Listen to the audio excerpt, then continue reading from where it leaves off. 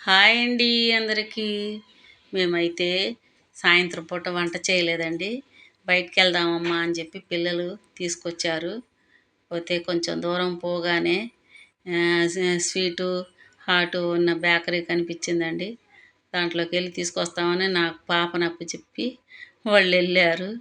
ఇక మేమిద్దరం పాప అరుస్తుంటే పట్టుకొని చూస్తూ చేస్తున్నానండి.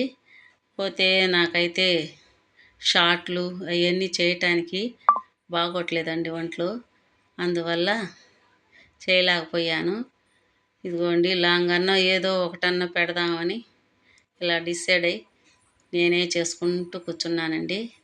పోతే నాకు సాయంత్రం పూట ఇది చలికాలం కదండి, హాయిగా చల్లగా చాలా చాలా బాగుంది.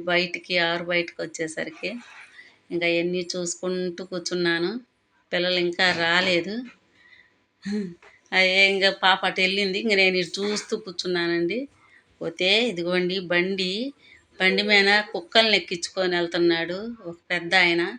అవి చూడండి ఎంత బాగా నుంచున్నాయో, కిందకి కూడా దూకట్లేదు. నాకే ఆశ్చర్యం వేసింది.